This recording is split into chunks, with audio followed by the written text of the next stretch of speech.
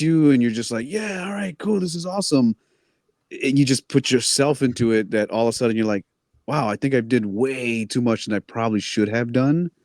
But Um, it's I, it's hard not to get excited sometimes, right? I, Like, I try, I, when I'm doing stuff like that, I always try and remember less is more. So yeah, make it look good, but don't do some crazy stuff. Like try not to go too over the top. And being that I'm still learning, I'm not really capable of doing too much stuff that's crazy since I'm still learning and stuff. But there are times, especially once I got into like screen effects and transitions and stuff, like I started doing a whole bunch of crazy shit, and I'm like, what am I doing? This doesn't help the show at all. well, like you said, it's that balance, right? Making sure that the quality and what you're capturing is just, it looks good, it sounds good, and then keep it simple. And then there's times where you can kind of, a really good friend of mine used to say, throw some bling bling on it. You know what I'm saying? Just kind of make it your own. Yeah, Um, yeah, no, it's funny because a part of me feels bad because I know that feeling, like what you felt, but a part of me is also like, knowing just the little bit of interaction that I know that I've been able to get with you, I know like you're gonna like it. You know what I'm saying? yeah. Like Oh, that I that love it. that type of like being on your toes and just really problem solving on the go Yeah. is, I don't know, man. I feel like it's a pain in the ass sometimes. Oh, It yeah. makes you go home tired, but it also makes you just think of things that you probably wouldn't have thought before, and all of a sudden your workflow starts to change, and it really just, in the long run, it helps, right? It really Yeah. helps just get the things that you know that need to be gotten, I Yeah. guess. That's the way to Yeah. put it.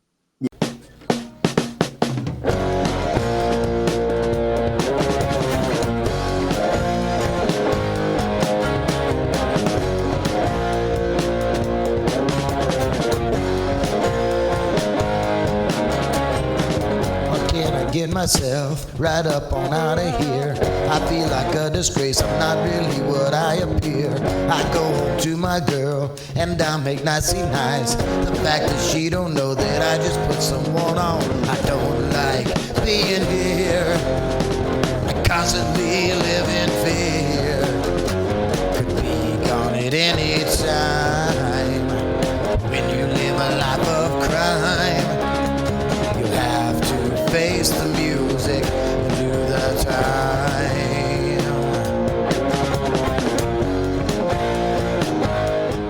Welcome everyone to Mayhemtainment 32, producing, and please, I'm going to get this right. I got it right the last time. Producing with Chavo Ornelas.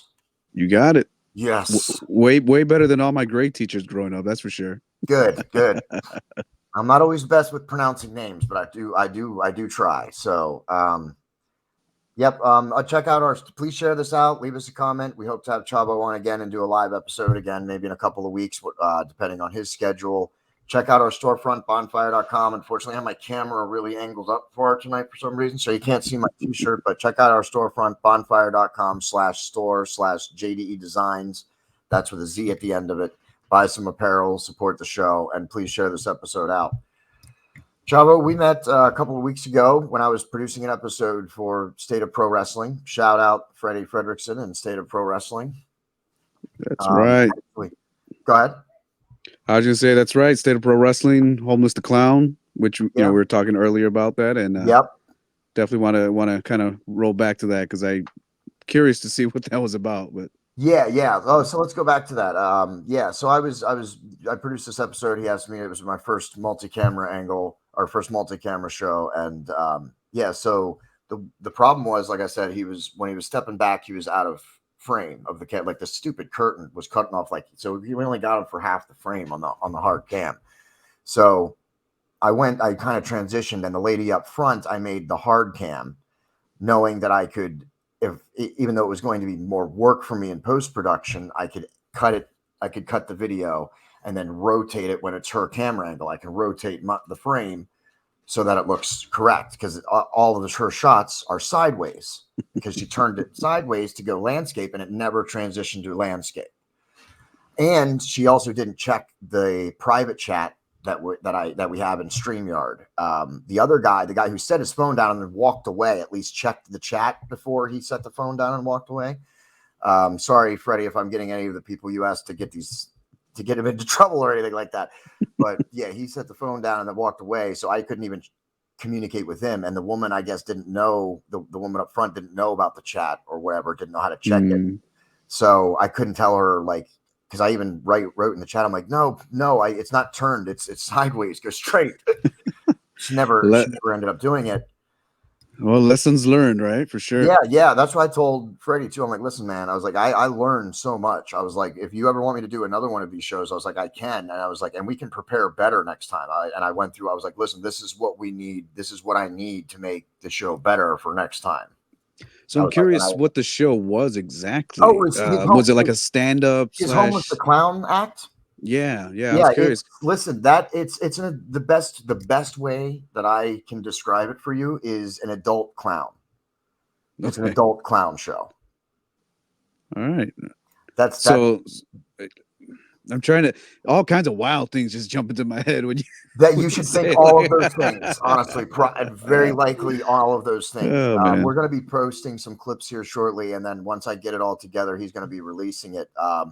But I suppose I'm sure he wouldn't mind if I gave a few teasers to promote the show and stuff. But I mean, he starts out with like running into the crowd, which actually kind of gives it a really natural feel, because you see me when you see this, you're going to see the camera jump. I'm going to jump to like all three cameras because I can't find him. He jumps into the crowd and I have no idea where he is. So I'm trying to find him in the cameras, but it kind of I think it gives it a natural feel, like, hey, he jumped into the crowd, something unexpected. Now the guy running the cameras doesn't know where he is. And, you see me flipping around trying to find him until we do. So I think it kind of added to the show, like to the authenticity of it. But he runs out into the crowd. You lose him on camera. We lose him on camera for like almost a minute. And I guess he told me afterwards he was giving edibles to the crowd. So that's how the show started.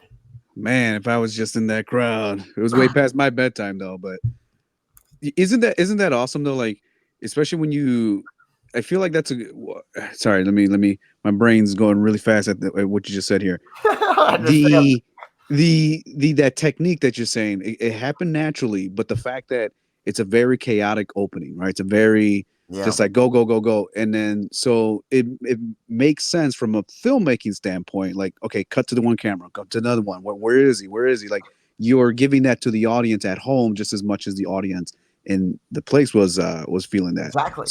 So it's cool that one, it kind of naturally happened, but being able to take those same techniques and apply it into like a live setting, because that's the one thing I haven't, like, I've produced live music. Obviously I've done wrestling. I should say obviously, but for those who know my work, it's mostly been wrestling the last few years. But I like to do like little short vignettes and films, or not even, I wouldn't even say films, right? But when we do wrestling promos, we try to do something different than just like, hey, we're backstage with so-and-so. Yeah. Like a good example is when I work with Paul Verk, right? Paul Verk is awesome because he comes in and he has an idea. He doesn't know how to necessarily do it video-wise, which is why he comes to me. But we sit down, we kind of write an outline of what we're looking for visually, and then we'll sit there, maybe write up a script or just a rough draft of something. If there's specific lines that we really like, we'll say, hey, for sure, you have to say these lines, right? Everything else, feel it out. See what, it kind of changes take to take. But we do it in a way where, again, it's a little more, we try to be a little more cinematic, right? Just because I feel like it gets more attention that way.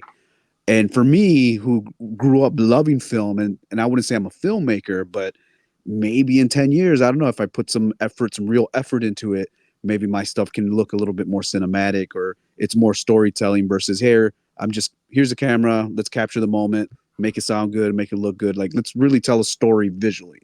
Yeah. And so being able to use those techniques in a live setting is pretty awesome. Because I've tried a little bit with wrestling. It's a little harder to do with wrestling because it is a little chaotic as well. But even like entrances, right? Yeah. Where most folks, if you see, they'll just have a hard cam and they'll just cut right into the entrances. Cool, not a problem. What I like to do, and maybe I'm giving my secrets away, but I like to dissolve from the hard cam to the entrance. And then anytime they're doing the walk around the ring, depending on what the shot is, I kind of do another dissolve, especially if they're hitting their pose, right? So instead of just go cut, cut, cut, cut, it's like cut, dissolve, cut, dissolve, depending on again visually what it looks like. Yeah. Just to give that entrance a different feel than the rest of the match, because the rest of the match is just cut, cut, cut. That's just Yeah. action, action, action. But even like in the angles or like making sure when we have a really big dude to tell the camera operator to like really shoot down here, right? So you Yeah. can look up Look and up so at 'em, use exactly. use those if you're familiar with filmmaking and stuff like that. These little in-camera tricks that you can do, or Yeah. even like you're familiar with Jaws, right? You've seen Jaws? Yeah.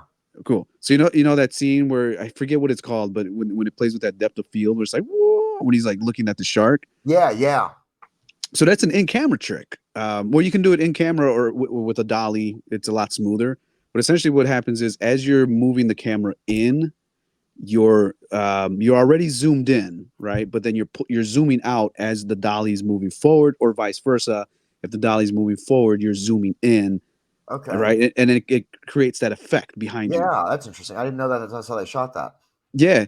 And so I've tried doing that with the entrances where if I'm walking towards them, I'll already be zoomed in to the entrance. And as I'm walking towards them, I'll start zooming out. And so that kind of that counter me walking and zooming out gives Yeah. it that effect. And if it's done right, again, you can't really notice it a whole lot, but it's those little things that the audience won't necessarily pick up on, No, but but they'll feel it. yeah, Yeah. They'll subconsciously feel. they'll say something looks weird here, especially if Yeah. it's like a really big monster guy or something, and you kind of do that in camera trick.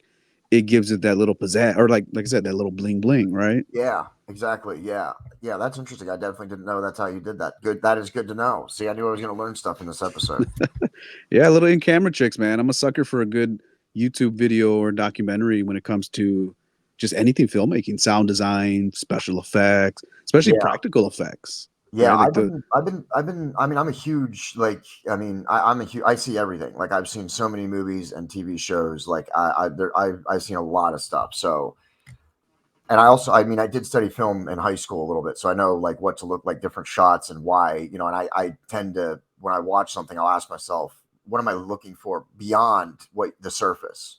Like, why is this shot this way? Why are we seeing this character in a mirror and not just a picture of him? What is the director or the producer trying to show me with this? You know what I mean? Because that's something, especially the mirror shot, you get a lot of. So that's something that I always ask myself: why is the director, the producer in this particular instance, choosing now to give us this mirror shot? So I tend to I see the little things, and I do try and ask myself, what is it I'm trying to get extra? What is the extra I am trying to get from this, or what did they want me to get from this? Yeah, no, my brain works the exact same way. I love anything that's entertainment, but mostly TV and film is what I grew up on. And I'm all self-taught. When I Same. went to community college for a few semesters, I did take like a film studies class, but You're already ahead of me. yeah, never though I was like, I'm going to be a director. I'm going to spend the next, X amount of years studying or whatever, right? It's all Yeah, been self-taught, but I feel like a lot of it is instinct because I of think so.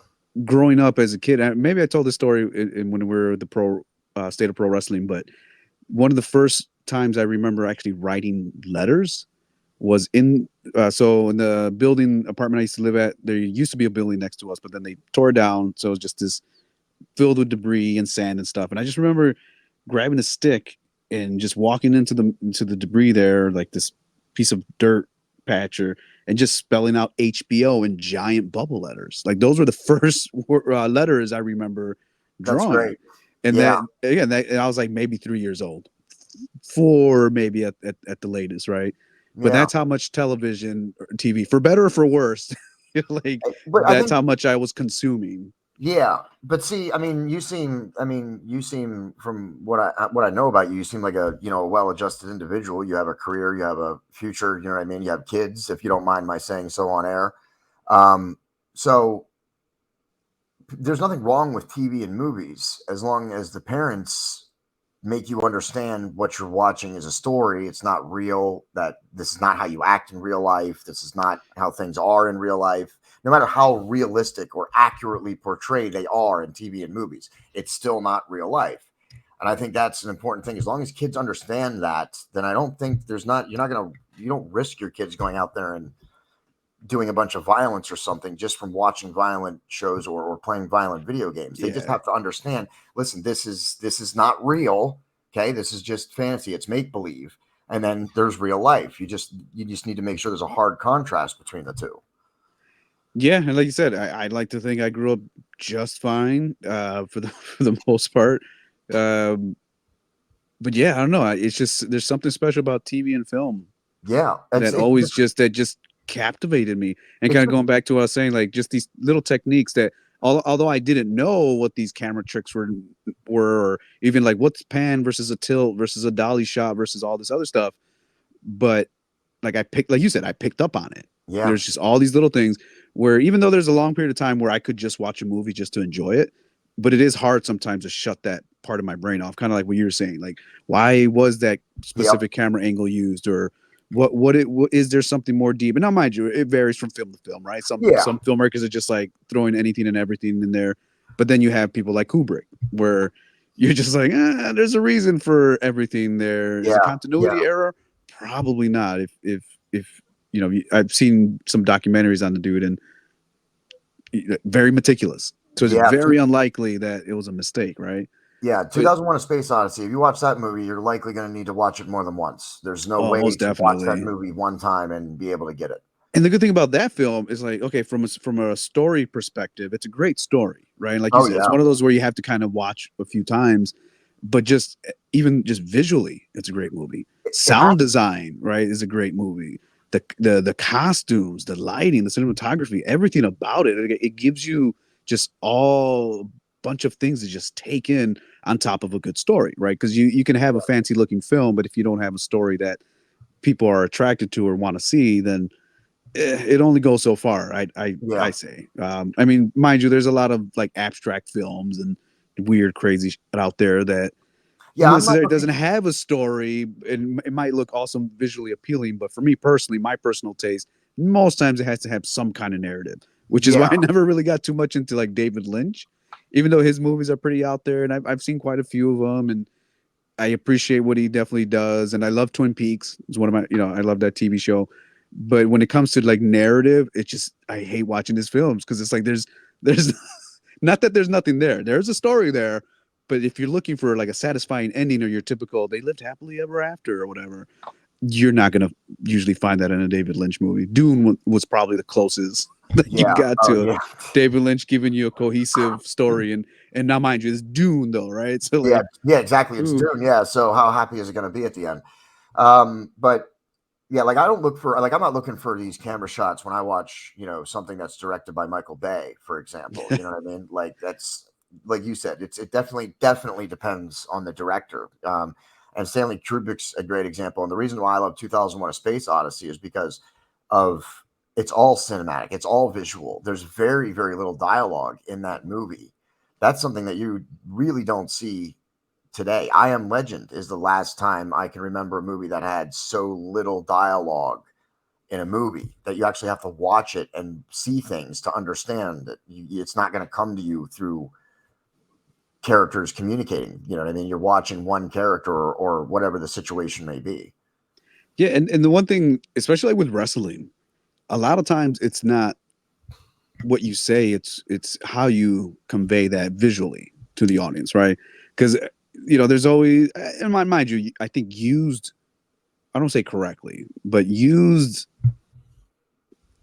to really, sorry, I'm trying to get to exposition. Yeah, I understand. Right? Like, because sometimes you get films that it just gives you an exposition dump. I haven't seen Madam Web yet, but there's not a lot of good things that are being said about it. No, I haven't seen it yet either, but no, you're right. It is not good things. So a lot of the one big criticism I heard is like, oh, it's just expedition dump. People don't really talk like that. Like a good example is in the beginning. Again, I haven't seen it, but from what I've seen these videos, they're like, why are we here? The spider does XYZ. It's like, yes, the spider gives you superpowers, and they're like giving you the audience the lowdown on why they're there. But it's like, but you're already in Peru. You've probably been studying together because they're team members or whatever. You've probably been there for like for X amount of time. Like you wouldn't be having that conversation. You're already there. You Yeah. know why you're there. You know what I'm saying? Like, and then a few minutes later he kills for the spider. So what the hell was all that exposition for, right? Yeah. No, I see. But going back to your point where it's like sometimes it's not what's said, because you can sit there and give exposition and spoon feed the audience what they're supposed to be picking up on versus really showing them, whether it's through the actors themselves or like I said, like through the sound design. Like I'm a huge John Carpenter fan, right? So like atmosphere. Me too. Assault on Precinct, like 13 Halloween. Of course, Halloween, great example. A lot of his earlier films are really about again just creating that atmosphere. I'd even argue like Escape from New York is very atmospheric. Oh man, right? Where you see these dark alleys and this dystopian New York, and it really it puts you in that film, right? And again, and that's done not by saying, "Oh, the streets of future New York are really smelly and stinky, and look at that water that's down at the puddle and festering there." It's dark down that alleyway. It looks exactly. ominous. No, they're showing you. They're giving the character something to do within that environment that shows why future New York sucks. Essentially, it's a giant prison colony. I'm a sucker for a good John Carpenter film. Yeah, we just did Halloween. We just covered the Halloween series on our Halloween series. The Halloween show that we're doing. We're going to be starting to do every year. We're going to cover a different Halloween or horror franchise, and Halloween was the first one. We figured it was a Halloween series. We're going to choose the movies Halloween. So the real question is, which timeline? We covered all of them. We broke it down for everybody. That was a long video then, huh? Yeah, we go. It's about an hour, just over a little over an hour. Yeah, we break down the whole thing. It's actually not that complicated. That's why we wanted to do it, because it sounds complicated. But like when you I had a visual up like with lines and stuff, so that you could track each of the timelines. And once you get it broken down for you and you actually look at it, it's really not that complicated. The main thing is that the new movies eliminated everything but the first one. So that's the most important thing about if you're interested in the new ones. The only thing you needed to have watched was Halloween 1. That's it. Everything else is its separate timeline now, technically. If I remember correctly, there's 4 timelines, right? There's the original timeline that goes all the way up until 6. Yeah, H2O. H2O starts the second timeline. Yes, and then Rob Zombie starts the 3rd. Yep. And then David Gordon Green is the 4th one. 40 years later, the new ones start. I guess, it would be like the 4th one because it does take the first one. But yeah, H2O, once you get to H2O, that only takes the first 2 Halloweens. And then it's H2O. So yeah. Oh, and then Resurrection is in that, right? Oh yeah. I forgot about that. Oh man, I remember being so psyched about Resurrection in the early days of like LimeWire and stuff, and like downloading the trailer and like, oh snap, the new Halloween trailer's out. Like, oh, let's go get it. And just being so psyched about it, and then going to see it and being like, okay, all right, I like it, I guess. Like, I like Halloween. Yeah. But it wasn't no John Carpenter Halloween. Oh no, far removed. Yeah, I mean, even the new ones, like I think the new ones are pretty good, but they're still not, they're not John Carpenter. I don't think that they can recapture the way he did, even though they did do a good job. Like they went back to that kind of style in the new movies, but it's still not being done by John Carpenter. It's still not being done by the guy that really made it look good. So no, and I hate to say this because I grew up on Halloween, for better or for worse, the good and the bad. But it really is just one of those. It should have just been its own story. It's just one movie. That's it. Maybe 2. But anything after that was very unnecessary. Absolutely. And that's unfortunately the way it is with a lot of Halloween movies. Yeah. Well, again, I hate to say that because, again, I have a lot of good childhood memories of, even like Curse of Michael Myers. Probably one of the worst in the franchise, next to Resurrection, in my opinion. But I remember going to so I'm originally from Chicago, and they had the a swap meet. I'm not sure if they don't really have them here in Minnesota, I believe, but they have like more antique shops and thrift shops. But in Chicago, there's a swap meet. One of the most famous one is the Maxwell Street, where literally it's just a few blocks of Maxwell Street that gets shut down, and it's just people, vendors, just putting up tables and selling anything and everything. Now, mind you, that one's kind of changed a bit. I know it's been moved around where it's like it goes back to like the early, maybe 40s, 50s, maybe. But it's been moved around a lot because they started like building the University of Chicago around there and things like that. But then there's another one called Swaparama, which is also on the southwest side of Chicago, right by if anyone's familiar with Chicago history, the stockyards where 80% of the meat used to come back in the early 1900s. So in that neighborhood, it's just a giant. The indoor is just vendor after vendor after vendor after vendor selling anything and everything, clothes, bootleg CDs and DVDs, or at least back in the day, right? Toys, food, everything. But then there's the outside. Now the outside is the most interesting one because the vendors on the inside are more people that pay weekly or more kind of staples of that spot. But the outside is kind of first come first serve. Those are the ones where people will just throw on the floor and just like, hey, that's $1, or whatever, just random stuff. So when I was a kid, we'd always go to the Swaparama, and of course we'd like go through tapes. And I remember buying one that had Rock and Roll High School Forever. I'm not sure if you're familiar with that movie with Corey Feldman. No, I'm definitely not. I know who Corey Feldman is, but I'm definitely not familiar with that movie. No. You're probably better off if you don't. But but they also had Nightmare on Elm Street 2 right on the tail end of that, man. right? And then I remember buying another tape that Halloween Curse of Michael Myers, and I think that was one of the first Halloween movies that I had seen. Damn, you know what? Dude, out of those three movies you just named, and because you're kind of the Curse of Michael Myers, you're saying is not a really good movie, and out of all three of the movies you got, that's the best.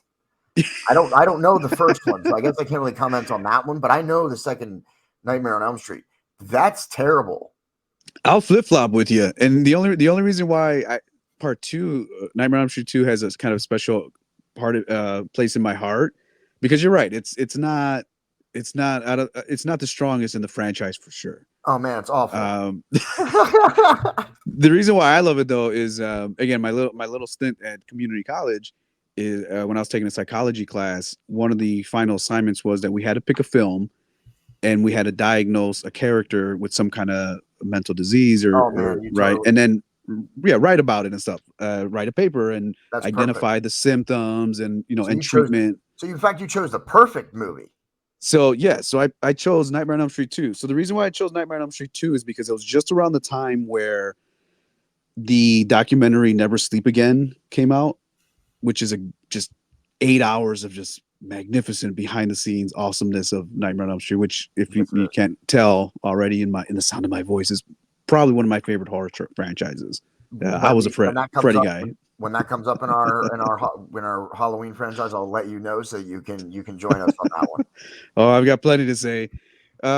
So part 2 in that documentary, they starts talking about like the homosexual undertones of the script, and even the actor. I've actually looked into it, and stuff with that too, because like I'm a big horror buff, so I've looked into a lot of like all that stuff. So yeah, I'm aware. That's actually kind of one of the, not the only reason. I mean, it's good for that. Like what I think you're saying is you learn, you used it for that purpose. But in terms of a movie, it's pretty awful. Yeah. Well, see, my argument was if you take out all the supernatural and just think about it from the perspective of Jesse essentially suppressing his homosexuality, that's what's leading to his night terrors. And so what it was is I diagnosed him with night terrors because, mind you, he's moving to a new town. I even made the argument that maybe he left behind a lover, left behind someone that he really cared about. And now he's in this new small town that's probably very homophobic. So he's losing sleep. And Freddy, like they said in the movie, Freddy is a manifestation of his homosexuality trying to take over. And so so I was like, cool. Yeah. If you take away all the supernatural elements and all that, the night terrors are leading to the nightmares, and then the nightmares are leading to physical manifestations of him essentially going psychotic, and then essentially going on a murderous rampage, right? Yeah. And so that's what, yeah, that's after I wrote that paper, it really made me look at the film differently. Now, if you take it, like you said, if you take it at kind of face value as a Nightmare on Elm Street film, then yeah, it's probably, I'll put it. Sorry, I'm just gonna go ahead and say Freddy's Dead is just my least favorite of all. All right, all right. So, Those two are right. Yeah, they're in tight competition for the worst of the Freddy movies. I'll concede that yeah, point. Freddy's just Dead my is opinion. Just my opinion. Freddy's Dead's pretty not good movie. It's really No, not very good. So, no. but I see what they were going. Sorry, go I ahead. agree with you in the Nightmare on Elm Street Part 2 though. Like for that, like studying it for film, like for filmography and what you were saying, I think it is a good film for that type of thing, for what you used it for. I think that's perfect. I think you hit it right on the head there. I think that's how you dissect that movie. I don't think that's a Freddy movie to me. It's just Freddy's a manifestation of this particular person's, issues. That's what I think. That's how I view that movie. But it's got the same issue with Halloween though, where Nightmare on Elm Street 1 is just a perfect film on its own, just by itself. And so here comes Part 2 trying to capitalize on the popularity of it. They're not trying to make another. Well, I mean, mind you, I'm sure there's a lot of people involved that wanted to make a good film. Yeah. But the mission of Part 2 was to cash in. That's all it was, right? And so you have things that don't work. Like I guess I can make an argument that okay, Freddy's weak, so that's why he has to possess people. But in no other film does he ever like try to possess, or so that doesn't work. Obviously, the pool party scene doesn't work. The only way I can rationalize it is that it's not actually Freddy that they're seeing; it's actually Jesse with the glove. So we, as the audience, see Freddy, but it's really Jesse going on the murderous rampage there. Yeah. But then again, you can't explain the fire and the electric fences and shit like that. So, I mean, you could argue that those are his. That's how, like you said, like that's how he's seeing himself. That's what he's seeing. Maybe, you know what I mean? That's how he's seeing it. You know what I mean? Because he does have, a mental issue. So yeah, but like you said, as a Freddy film, it doesn't work as a Freddy film. I don't think the best part for me of that movie is the transformation scene, or when he's coming, Freddy Krueger's coming out of him. Like, it's probably my favorite part of the movie. But yeah, I can sit here and talk about Nightmare on Elm Street all day. Yeah. Well, we'll save some more of that for when we actually do the Halloween time. Episode. Yeah. So let's get back to.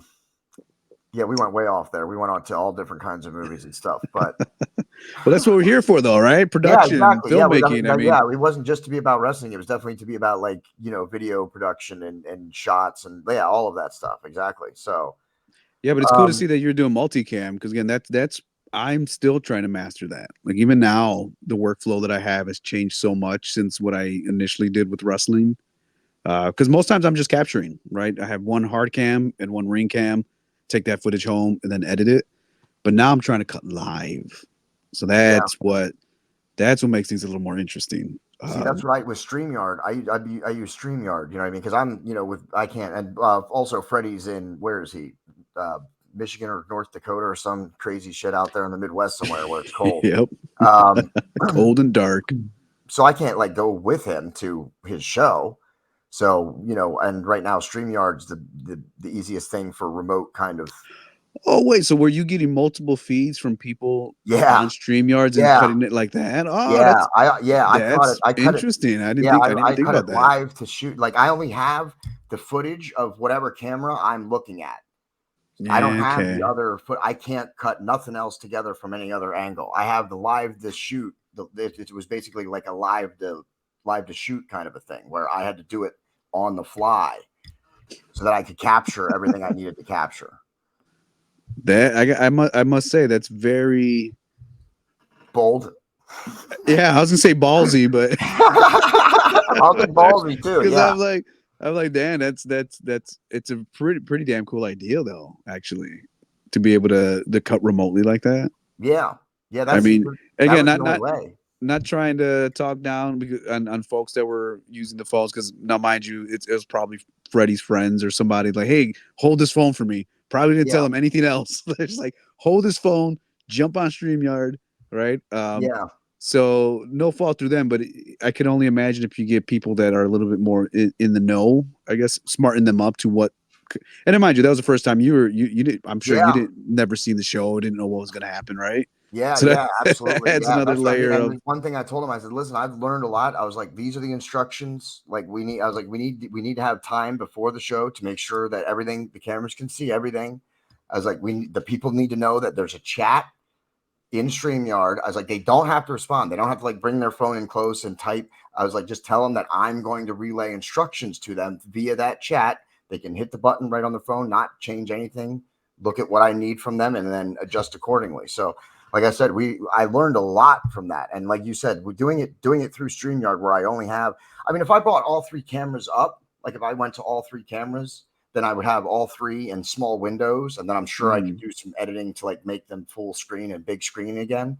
But it was my goal to try and like do it live to tape, where I could just shoot it, and then I could just render it. Like I wouldn't have to do anything in post.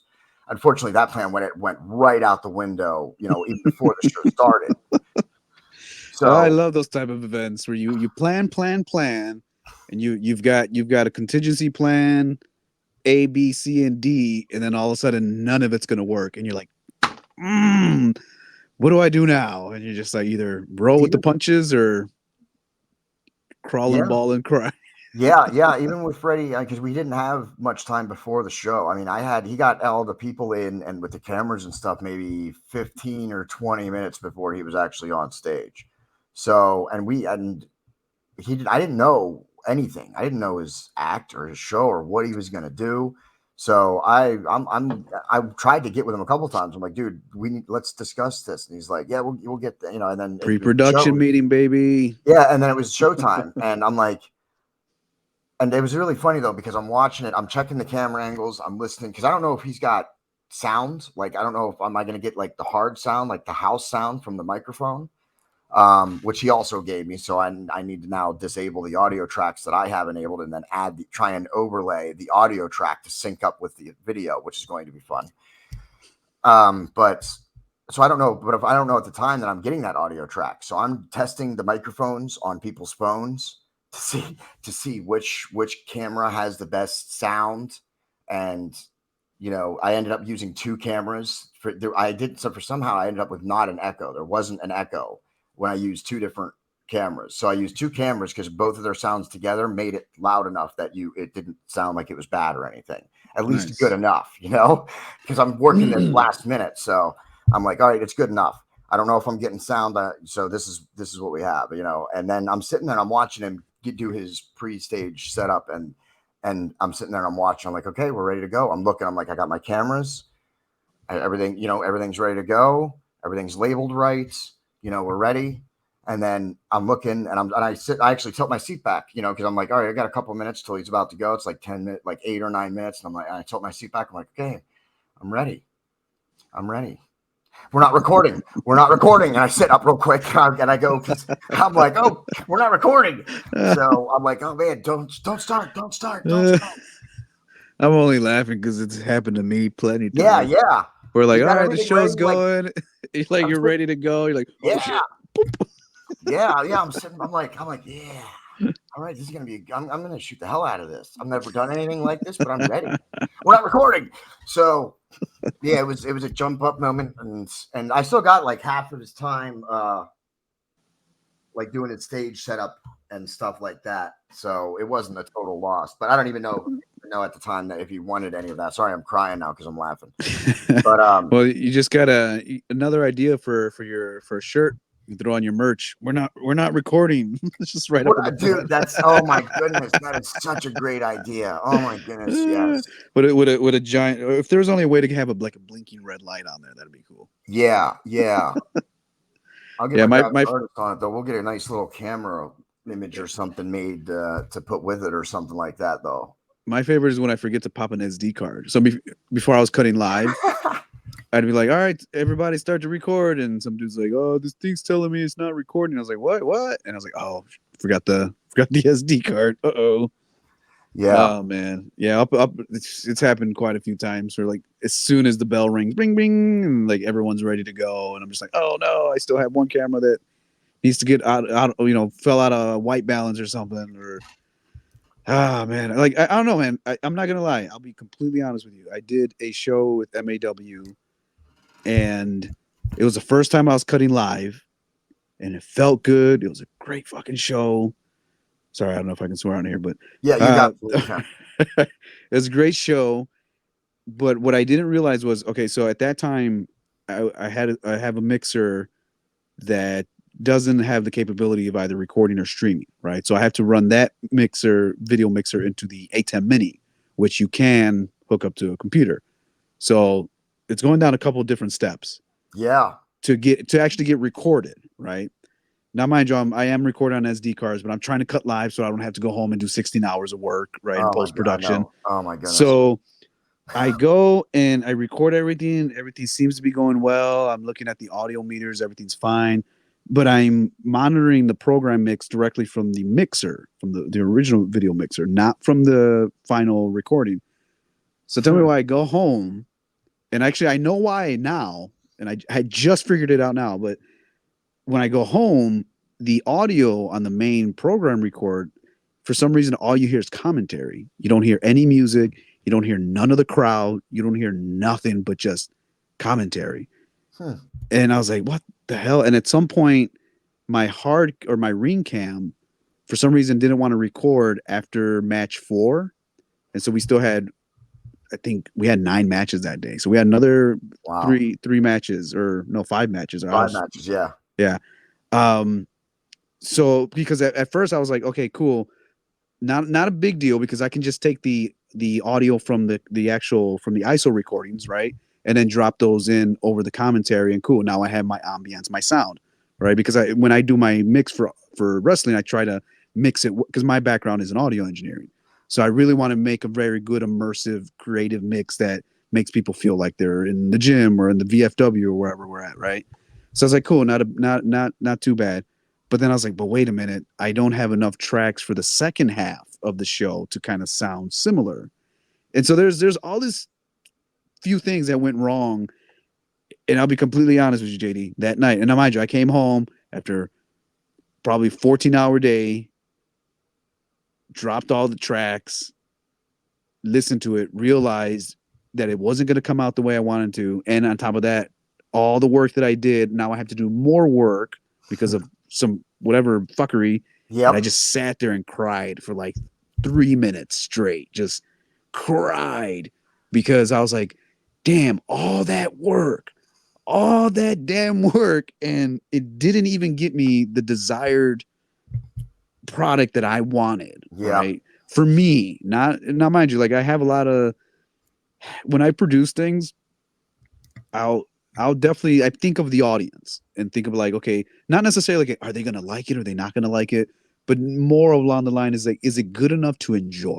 Yeah. Right. After that, if they like it or not, that's up to them. You can't force people to like something, but I feel like if you create something that looks good, sounds good, gives a good energy, and it's entertaining, then people are going to like it and enjoy it. I think so too.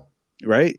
And so I was just like, cause I was like, man, like I knew that it just wasn't going to sound right. Mind you, at the end of the day, though, only I would notice, honestly, or someone like you, who again dissects things. Yeah. So I wiped the tears. I'm like, all right, you know what? It is what it is. I got to learn. Next time I'll do X, Y, Z. And so, mind you, I just figured out what the problem was.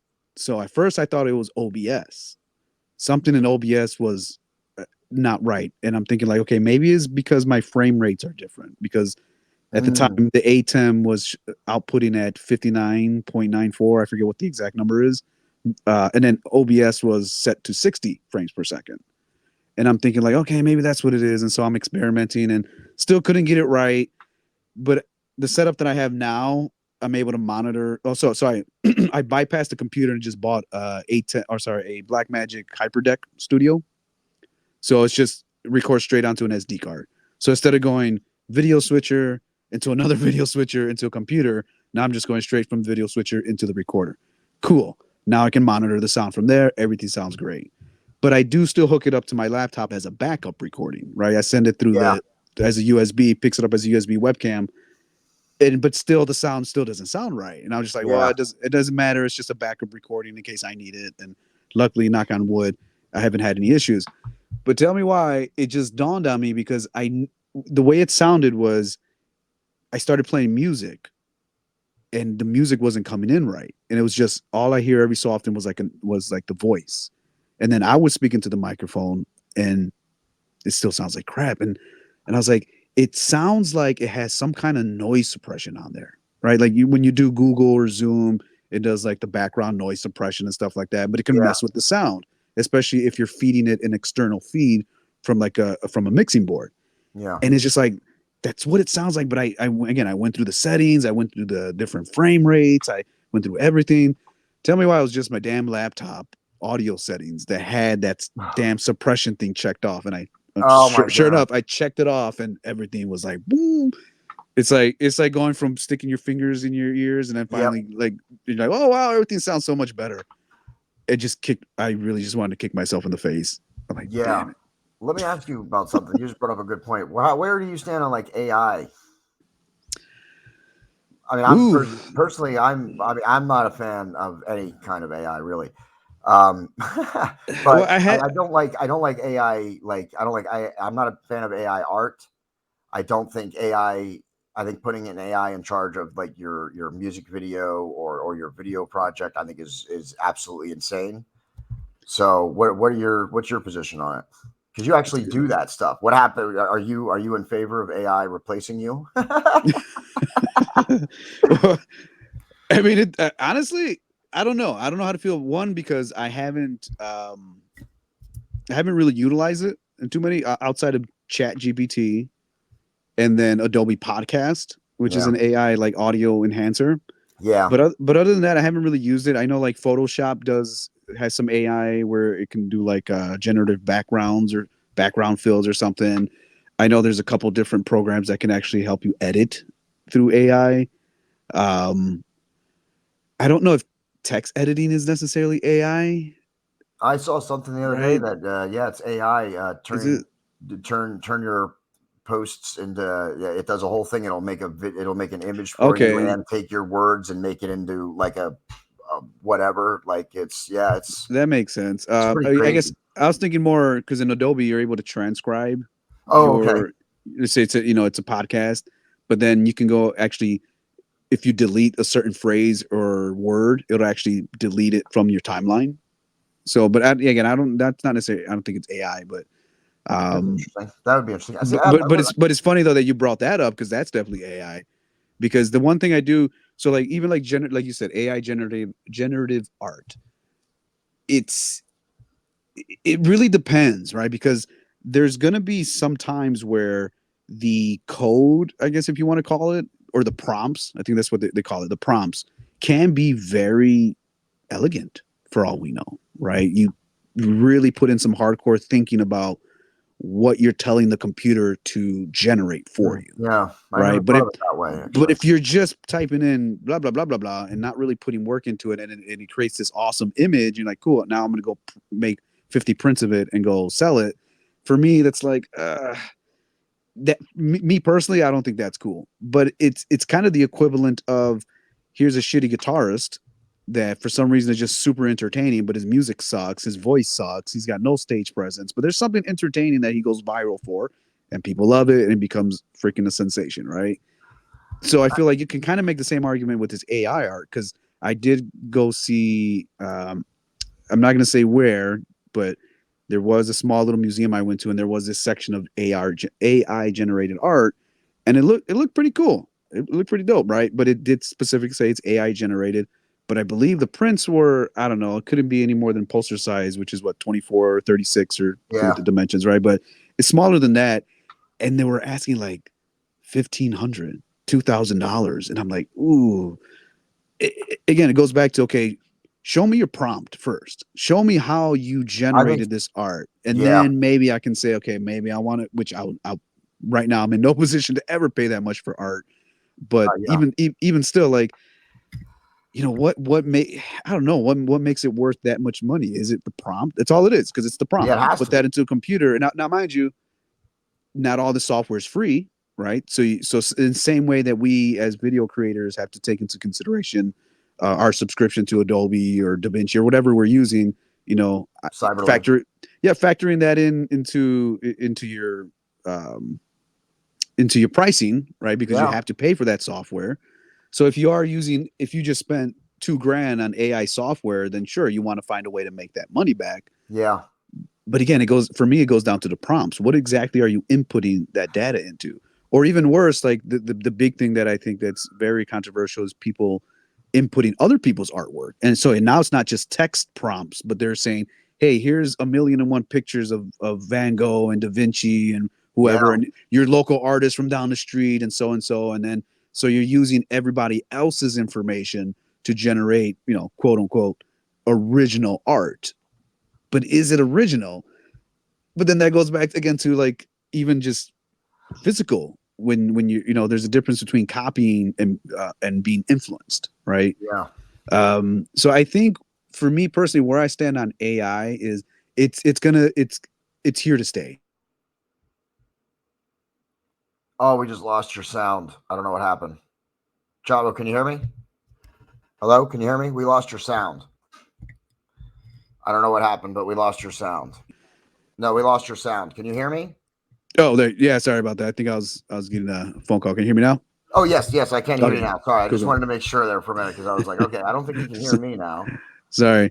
Yeah, not a problem. So yeah, again, I think it's our responsibility. How do we use it? How do we? Because it is I think it's a very sensitive topic because it is, to a certain extent, you can steal it. You can use this stuff to pass other people's work off as your own. Yeah. Or even worse, like there's the whole thing with the writer's strike and saying like, oh, what about AI? They're going to replace us. And people make jokes again. Sorry, I don't want to keep bashing on Madam Web, but some folks are like, it almost sounds like this script was AI generated. Maybe. So again, what's to stop Hollywood from like, oh, well, we don't want to pay a bunch of writers. We'll make the most of the scripts going to come from AI, and then we'll hire a real person to like spruce it up, versus having it written by one person and then you get two other writers to come in and maybe you get a third writer. I mean, hell, some scripts will go through numerous writers before it ends, whatever its final product is, right? So why not eliminate and not mind you're paying each one of those persons for their draft, whether or not it makes it to the final film or not. Yep. So is it more economical just to get an AI to write the first bulk of it and then just get one or two other writers? I mean, but again, you can't.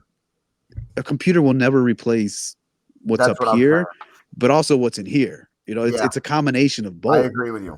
And there's just no way AI can capture that. Yeah, and plus, I mean, when you were talking about Hollywood, it's like they don't watch their own movies. I mean, like they've never heard of Skynet. Yeah, seriously. I mean, as long as we don't become our own threat, we should be safe. Oh, but let's not get into that philosophical on this on Mayhem. That's for the sister show. That's not for Mayhem. So let's stay away from philosophical. But I'm not a huge. I do understand that AI certainly can be useful as a tool. Just like any tool. It certainly can have its use, but I think people lean on it too much sometimes. I think it makes people lazier. And I think other consumers out there need to be aware of it because there is a difference, even if it's subtle, between what a person is going to do, both in art and writing. It may even be subtle, but there's going to be differences between an AI writing something and a person writing something, or an AI making an image, or someone actually painting that image. Yeah, I mean, like you said, it's a tool, just like anything else. Like I use it a lot when I cut promos, I try to either use a microphone or a shotgun mic or something so that I'm not just, especially when we're cutting promos in venues and it's super loud and stuff like that, right? But there's been a handful of times where I just either didn't have the time to set up a mic or something, so I had to just go with the camera sound. And so what's cool about like Adobe Podcast, which I think it might be, I forget what it's called on. So there's an Adobe Premiere beta version that kind of has similar to what Adobe Podcast does. So essentially what Adobe Podcast is, you drop your file and you say enhance the sound. And what it does is use AI to essentially just get you a really clean sounding source. And Okay. it's worked very well when, you know, the camera or the subject is, you know, maybe 3 feet away from the camera, and it's clear enough, but you still hear a lot of the room noise, right? Because you don't have anything that's super close. So being able to get that and mix it with both of them, right? So I'm not just relying on just the isolated track, because it does sound a little weird. Depending, you can adjust the strength of how much AI or how Yeah. much enhancement is doing. If it's all the way at 100%, depending on the source, sometimes it sounds really crisp and really clear, and you're like, "Holy moly, that's awesome!" Other times, it because it takes background noises too, which is funny because someone will be like, "Yeah, I'm gonna, you know, whatever. I'm doing a promo. I'm gonna beat you up next Saturday." And then if a car passes by or something, it'll interpret that as a voice, and all of a sudden you hear, it's like, whoa, Yeah. that's super spooky and scary, right? Like it's really weird. So again, Oh it kind of man. varies. Obviously, if you bring that slider down, that Yeah. same car noise will not generate that weird, crazy alien language or anything like that. So in that case, it's super useful. I've never used it, but I know there's like AI filters that can take really grainy footage or footage that doesn't look all that great and enhance it a little bit. I've never used that. Um, but I don't know. That's kind of scary too, because I'm under the old school philosophy of, you know, you can't polish a turd. You know, what you record at the source is what essentially what you have to work with, and all these fancy compressors and, you know, preamps and mixing boards, like that is only to enhance the sound. It's really to kind of clean it up. But if you You don't can't have a create it. sound source, yeah, if your sound source from the very get go, even if it's a untuned guitar, a shitty drum set, or even just a crappy microphone, or you're just clipping, and let's just say you have everything's great, everything sounds great, but your levels are completely off, and you're overloading that initial circuit, and all you get is nasty distortion. Like there's no way to fix that in post, right? Until now, maybe like Maybe. AI, you know, again, maybe like Yeah. AI is getting to the point where maybe you can fix those kind of things, but I don't know. Again, that's scary because then you're not teaching people I don't want to say correctly, but you're not teaching them the fundamentals of why Yeah. it's important to capture that initial sound. Because it's like, oh, well, I can just capture it because AI will fix it for me anyway. Like you said, that's kind of lazy in a way, Yeah. right? So if the tool is being used to cut corners versus for Using to enhancement, enhance. Exactly. I agree with you. Yeah. Yeah. Using then it for as a tool for enhancement. Yeah. I think is one thing, but doing it because you're lazy is not going to help you. I yeah, and don't. I hope that folks can kind of see through that. I I would think at like least to think. listen, when it comes to AI art, man, there's no way you can't sometimes. Some of the AI art out there is really unbelievably Yeah. Well, those good. fingers. Anytime you have humans I hear that if you look at the fingers, for some reason AI can't really generate good looking fingers. So either they're really Yeah. wonky looking, or there's like 3 or 4 extra fingers on there. Or one or two of them will be elongated. Yeah. Like one of the Yeah. things that I'm a member of this Teenage Mutant Ninja Turtles page, and the people love to make Teenage Mutant Ninja Turtle AI art and then post it. And it's so funny when you see the turtles and they have like 5 toes, you know, and or you see, you know, all 4 of them have the same color bandana Uh, on their elbow. You know what I mean? yeah. Unless it's black and white, they all need different colors. And Yeah, I think they only have 3 toes. No, 2, two is two. 3 fingers on their hands and 2 toes on their feet. There you go. That Or sounds maybe about right. 3 technically. I guess their heel might be considered their 3rd toe. Honestly, I've never really Yeah. never thought about that quite that closely before. I don't But know it's enough about the turtle anatomy to make a formal opinion I'm here. only familiar with the Teenage Mutant Ninja Turtle anatomy, so that's where mine's all cartoon based. There you go. But I do agree with you with sound. We shot something. We wanted to shoot something on location one time, and like it was at this campground, and we wanted to get like shots, and we were talking about like where we were at in this campground, you know, to give like a very very poor man's virtual tour. Okay, like you're not going left or right, like it's, you know, it's like clips of us in different locations talking about the location and showing it off. Mm-hmm. And one of the things it didn't occur to me at the time until I got home and listened to it that, yeah, when the phone is being pointed in a different direction at the scene you want, and you're on the other side of it, it's not picking up your voice. You're not going to hear yourself. Or if you're 30 feet away, trying to get this big backdrop of like a field or something, and you're talking, unless you're shouting at the top of your lungs, it's not hearing you. It's a true So story. I had to go back through and do voiceovers, and I had to voice over each of those parts, so and then add the audio into the video the first time we like did Nice. something on location. It's called the proximity effect, baby. Yes, and I didn't it didn't occur to me until after I got home and looked at the footage. I said, "Uh-oh, we're not hearing nothing on this." So I sat and thought about it for a minute. I'm like, "What can I do?" And I'm like, "Okay, I can do a voiceover, but it is not going to match my lips moving." And then I thought, well, I'm not like, it's not like face, up in my face, I'm like I'm at a distance. How much are people really going to notice that much? And I can't use it like this. It was one of those things where this is nothing. I can't use it. It's just me standing there and oh, he's talking, but I wonder what he's saying, so, or do I do a voiceover and then risk people being like, the words aren't matching up with his lips. You know what I mean? Like it was one of those things where I could salvage it or get rid of it. And I chose to salvage it and, make it work. Well, that's then you got to do hardcore ADR right there. I've tried ADR like once or twice, and it is hard to. So again, my background is in music, and I had a really good friend of mine back in Chicago who was just a master at overdubbing. The dude can sing 3 or 4 different lines, or sorry, 3 or 4 different takes of the same melody, same line, same everything, and just make it sound like one voice. And I'm just like, ah, damn, because that's especially with singing, that's difficult. If you change the shape of your mouth differently, if you breathe differently, if you use vibrato or anything differently, you'll hear it. Right. You'll that's when it takes the illusion away and says, oh, wait, that's actually 3 or 4 different voices singing the same part. It's not just one voice.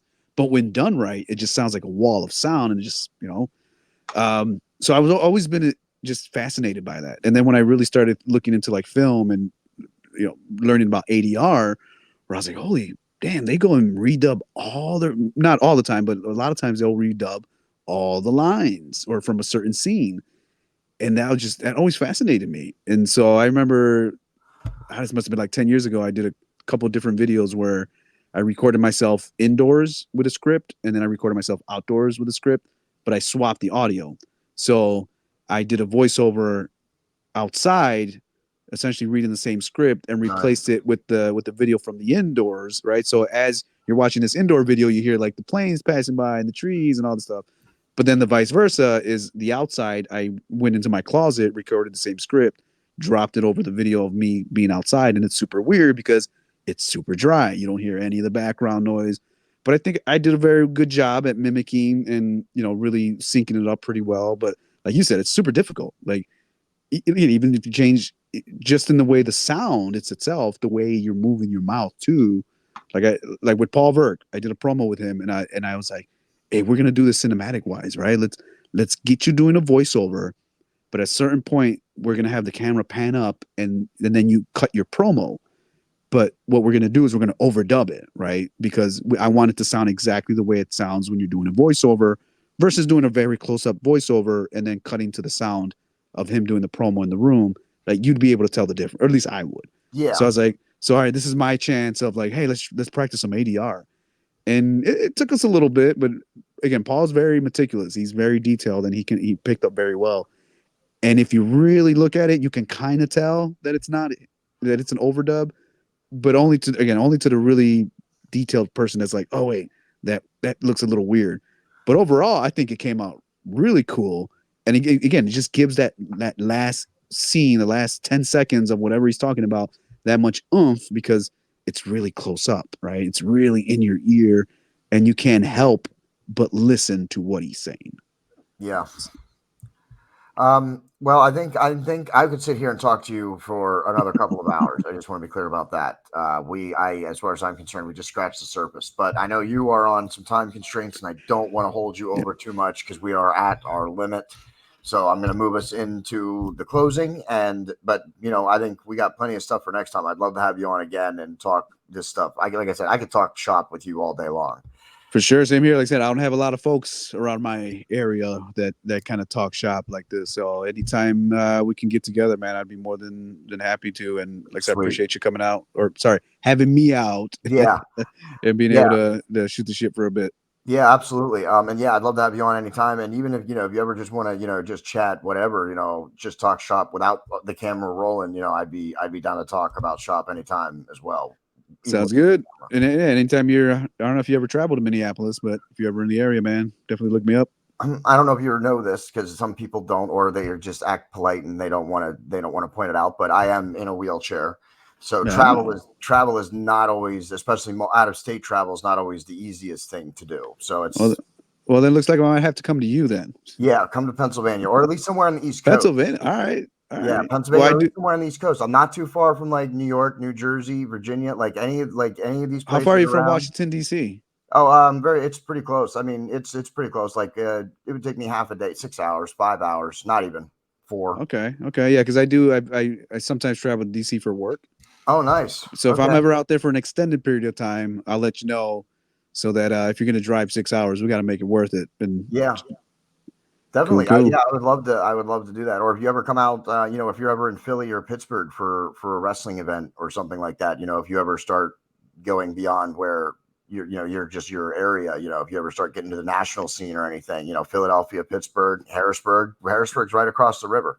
Okay. Yeah. I mean, now you're making me think big here. Yes. Outside the Midwest. Oh, that's what I do. Yeah, that's what I do. Hey, man, the East Coast is where it's at, man. The Midwest is slow. That's what you're the one that just said it, though. You're the one that just said there's not a lot of people out there that do what you do, and you like to talk shop. There's a lot of people here on the East Coast. Just saying. Nice. Yeah, definitely. Well, I appreciate your time, man. Thank you, JD. Yeah, thank you for coming on. I really appreciate your time. Do you want to plug anything? Where can people find your work or find you on social media and stuff? I want you to plug your own stuff. Most of my work is with Midwest All-Star Wrestling. So if you go to YouTube, MAW Live, that's going to be a majority of my work. But you can look up Run Media Production Group. Sorry, Run Media and Production Group is kind of the page that I run. Not a whole lot going on there because, again, I'm mostly focused on wrestling.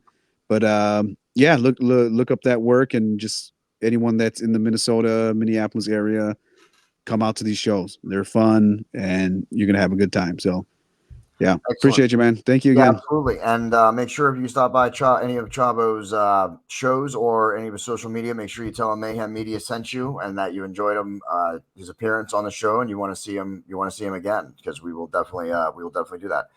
Marcus Frederiksen is going to play us out of this episode, as he plays us in and out of every episode that we do here on Mayhem Media. So please go check out his channel, reverbnation.com/Marcus Frederiksen, and share out your favorite song. Our storefront, bonfire.com/store/JDE Designs. That's with a Z at the end of it. And our social media, we're on Facebook, YouTube, Rumble, and you can follow me on Twitter at MayhemPrez. Chavo, thank you for your time. I am your host, JD. That's the end.